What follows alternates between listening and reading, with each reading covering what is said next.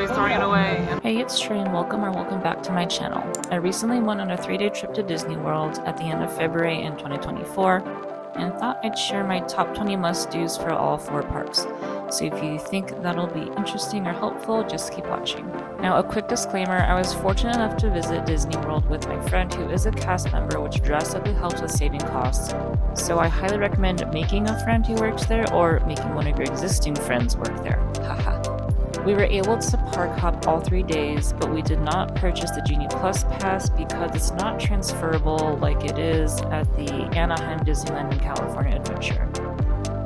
So in no particular order, here are the top 20 things that my daughter and I enjoyed or did during our visit that, if we went again, are must-dos again. I'll share my number 1 favorite park out of the 4, and I think you'll be able to guess which one it is as we go through this list. But without further delay, let's start off this top 20 list with some rides. In Magic Kingdom, my favorite ride was the Tron ride. I'm in my mid-30s and just slightly affected by motion sickness, and though I did feel a little sick after the ride, it was so fast and so fun and definitely worth it. My advice is to start spamming the virtual queue at 6:58 a.m. and hope that you get it. You can also try again at 12:58 p.m. before their 1 p.m. virtual queue opening. The ride feels kind of like a Tesla taking off and just going really fast. So it's just that initial boost of speed, and then it kind of, calms down. You go through the ride, and it's a lot of fun. These next few are also at Disneyland. Rise of the Resistance. These next 3 are those trackless rides. They're newer styled ones, and so we did Rise of the Resistance from Hollywood Studios. This one was a lot of fun from beginning to end because when you kind of get into being the prisoner, the cast members are actually a little mean to you, treating you like a prisoner.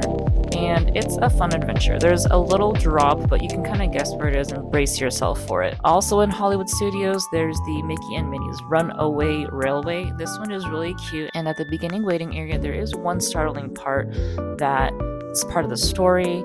And during the ride, there are so many different parts, and it's just very entertaining.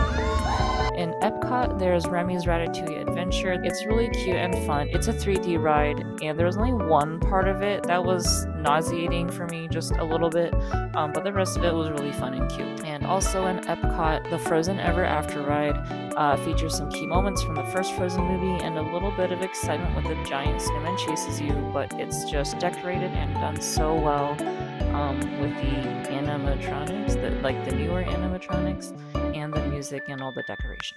If you're enjoying this list so far, please like, subscribe, and share as it helps my little channel and so I can make more helpful content like this.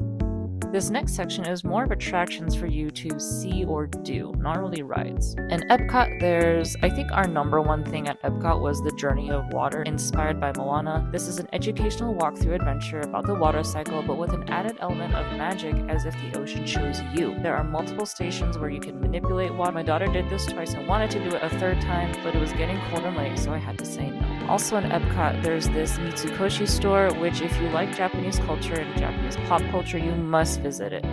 They had so many cute anime, game, and character merch like Kirby, Super Mario, Sanrio, Studio Ghibli stuff, Jujutsu Kaisen, Spy Family, and others, I'm sure. And on the other side of the store, they also have more Japanese cultural stuff with clothing, accessories, and then another section for snacks. Throughout Epcot, there's something called KidCot, which if you have kids, each country has a card and sticker that you can collect, and a cute Ziploc bag to store them all in.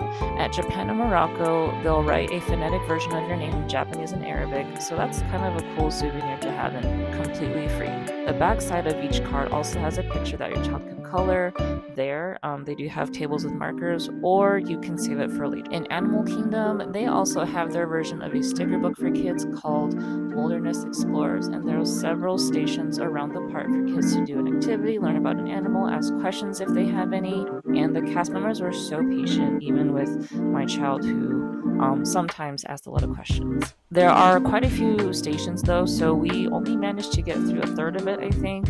We didn't actually spend too much time at the park, but if you're spending a whole day there and you have kids, this is a great activity for them. Also in Animal Kingdom, this is, I guess, a ride. It's the Kilimanjaro Safaris ride, and you get on a bus and you are driven around their preserve, I guess, to see the different animals, and we also got to see their newest baby elephant that I didn't get any footage of. It was fun and really cute. And now back in Epcot, they have like a pretty much full-size aquarium after the Finding Nemo ride, and if you don't want to ride the Finding Nemo ride, you can also just get into the aquarium through the back. There's also a booklet to go with the aquarium. There's a lot of animals to see there. We did stop to see the manatees, as we've never seen any up close before, and we got to catch them feeding the large gray blubbery mammals. Also in the aquarium area at Epcot, there's a Turtle Talk with Crush, which Disneyland does have, but we didn't do it last time. I'm glad we did it this time because it's actually a lot of fun and entertaining for both adults and kids. Let's talk to the dude up front on this side. Looks like a dark blue shell on top of a white shell. To be honest, I wasn't fond of the Figment ride in Epcot. However, after the Figment ride, and I'm sure you can get in through the other side and not do the ride, I think it's called Imageworks, but there's an area where it's kind of like a children's museum where there's lots of areas for you to interact with. It's a lot of fun. My last two in this section are the shows. So we watched all three, but my favorite out of the two were definitely Fantasmic at Hollywood Studios. It was actually kind of boring at first because I thought it was just going to be a bunch of animation on like the spraying water, but then they kind of brought out more actors to play out some of Disney's biggest classics. Also very happy to see Mulan in it. Gotta represent. And back at Epcot, their new show Luminous. Wow, this is more of an adult show in my opinion. Not saying it's inappropriate for kids. My 6-year-old still really enjoyed it. It's more of a story, and it's not like a Disney story, but it's more like the story of life with songs, and some of them are from Disney movies and others are not, or they're kind of like a mashup of them. And there's fireworks and illuminated dancing water in it. There aren't like animated pictures, I guess. So it's a little more abstract in that sense.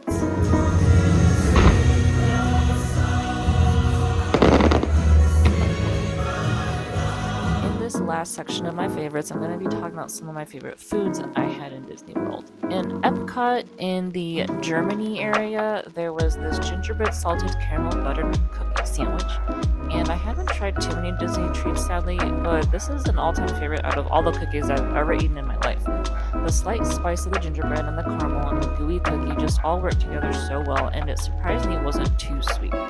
We also got the Snickerdoodle caramel cookie, which I ate later when I got back home, but that one was sickeningly sweet. I would not recommend that one. In Canada, at the refreshment port, I got the seasonal beer, which at the end of February this year, 2024, was a raspberry sorbet beer.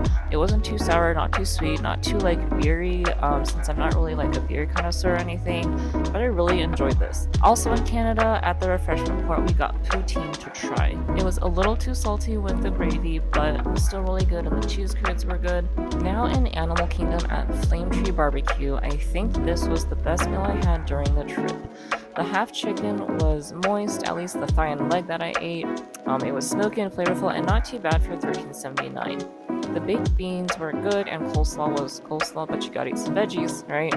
My friend got the ribs and chicken combo, and the ribs were also tender and flavorful and not dry at all. At Hollywood Studios, we ate a meal at Woody's Lunchbox, and we got the brisket melt here, which was amazing. And I got the dairy-free version of it, which is still good, even with the weird sticky dairy-free cheese texture. The brisket was moist and flavorful, and even better with added barbecue sauce. Their tomato soup was also really flavorful and hearty.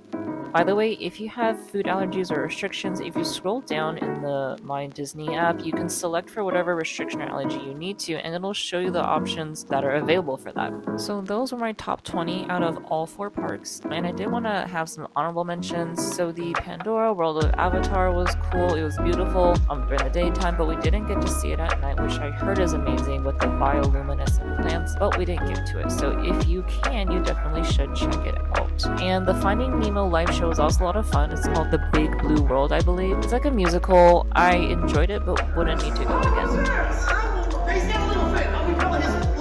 So I'm sure you can tell which park I favor based on how many of my favorites were there, but if you're planning a trip to Disney World and you can only make it to one park due to time or a budget constraint, I feel like Epcot is my number 1 pick.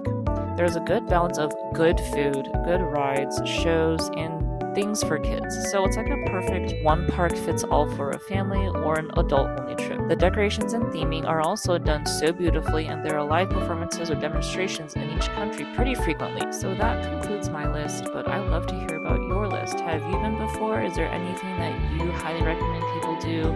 Or if you haven't been, is there anything that you're really looking forward to and hoping that it amazes you while you're there? Please let me know in the comments below. Thanks for spending some of your time with me, and I hope you found it helpful or entertaining. See you in the next one.